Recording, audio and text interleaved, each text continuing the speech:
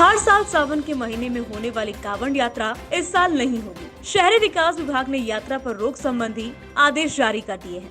दरअसल कोरोना की दूसरी लहर के शुरुआती दौर में हरिद्वार कुंभ के बाद से सरकार अतिरिक्त एहतियात बरत रही है। कोरोना की तीसरी लहर के खतरे को भांपते हुए सरकार ने कांवड़ यात्रा पर रोक लगाई है। मुख्य सचिव ओम प्रकाश के निर्देश के बाद शहरी विकास विभाग ने इसके आदेश जारी कर दिए हैं। शहरी विकास विभाग के अधिकारियों ने इसकी पुष्टि की। आपको बता दें कि हर साल कांवड़ यात्रा में देश भर से श्रद्धालु आते हैं। उनकी आवाजाही से कोरोना संक्रमण का खतरा ज्यादा है।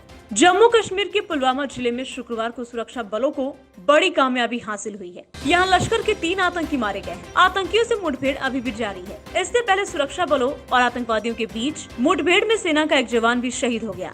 पुलिस के एक अधिकारी ने बताया कि आतंकवादियों की मौजूदगी की जानकारी मिलने के बाद सुरक्षा बलों ने पुलवामा जिले के राजपुरा के हाजिन गांव में घेराबंदी कर तलाश अभियान शुरू किया था। आतंकवादियों के सुरक्षा बल पर गोलियां चलाने से अभियान मुठभेड़ में तब्दील हो गया। सुरक्षा बल ने भी गोलीबारी का माकूल जवाब दिया। मौसम विभाग ने बिहार के पूर्वी और तराई वाले भागों से सटे जिलों में भारी बारिश के साथ वज्रपात का अलर्ट जारी किया है। इन इलाकों में कई स्थानों पर अति भारी बारिश की चेतावनी दी गई है। मौसम विभाग ने लोगों से अपील की है कि वो खराब मौसम में घर से बाहर खुले में न निकले।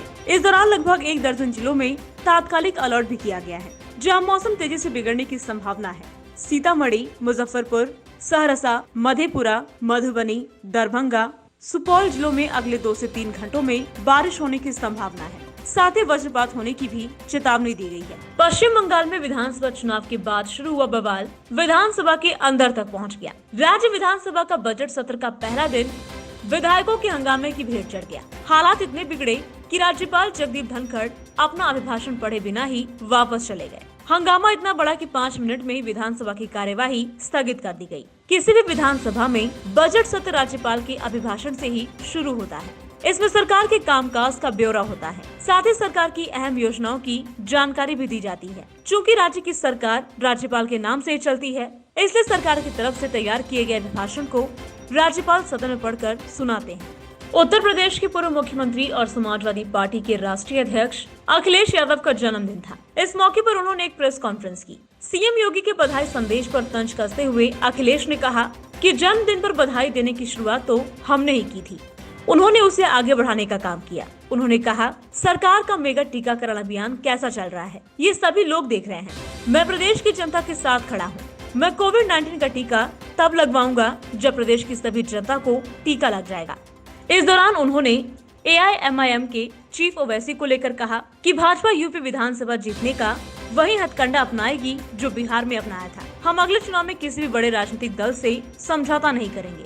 पिछले 15 दिनों से अयोध्या में राम मंदिर के लिए खरीदी गई जमीन के सौदे में कई तरह के आरोप लग रहे थे। जमीन सौदे में धांधली की बातें कही जा रही थी। आज राम जन्मभूमि ट्रस्ट ने प्रेस कॉन्फ्रेंस कर सभी आरोपों पर सफाई दी। राम जन्मभूमि ट्रस्ट के कोषाध्यक्ष गोविंद देव गिरी ने कहा कि राम मंदिर के लिए खरीदी गई जमीन में किसी भी तरह का कोई घोटाला नहीं हुआ है। उन्होंने कहा, जमीन सौदे को लेकर कुछ नेताओं और धर्माचार्यों ने आपत्ति जताई है। दावा है कि घोटाला हुआ है। इन आरोपों पर जनता के मन में भ्रम फैला है, इसलिए मैं अयोध्या आया। पूरे 3 दिनों तक आरोपों की जांच की। सीए, लेखपाल और वकीलों के साथ मिलकर हर दस्तावेज को जांचा गया। कृषि कानूनों पर पिछले 7 महीने से चले आ रहे विरोध प्रदर्शन के बीच केंद्र सरकार को पूर्व केंद्रीय कृषि मंत्री और राष्ट्रवादी कांग्रेस पार्टी चीफ शरद पवार का साथ मिला है। पवार ने गुरुवार को कहा कि कृषि कानूनों को पूरी तरह से खारिज नहीं किया जा सकता। हाँ, इतना जरूर है कि कानून के उस हिस्से में संशोधन करना चाहिए जिसको लेकर किसानों को दिक्कत है।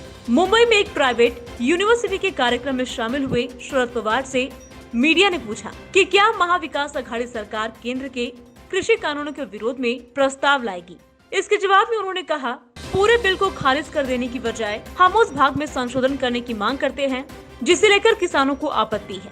उन्होंने कहा कि इस कानून से संबंधित सभी पक्षों पर विचार करने के बाद ही प्रस्ताव को विधानसभा के पटल पर लाया जाएगा।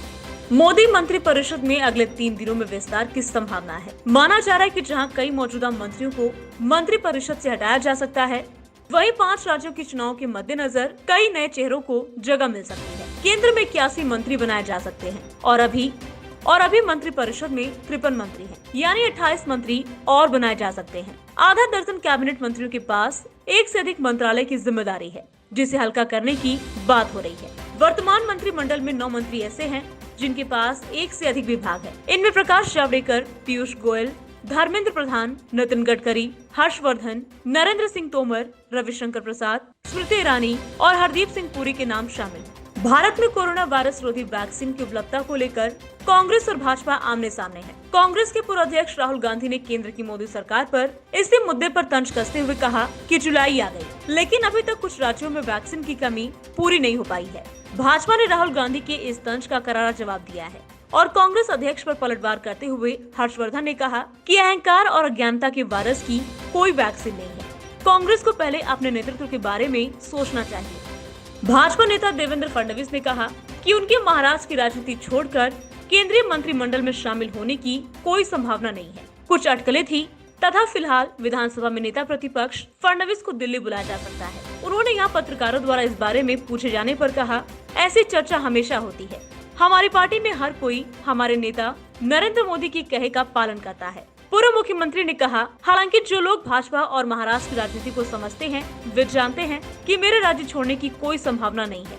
पार्टी नेता गोपी चंद पडळकर की कार पर कथित हमले के बारे में पूछे जाने पर फडणवीस ने कहा कि इससे संकेत मिलता है कि कुछ लोग पडळकर के काम से परेशान हैं।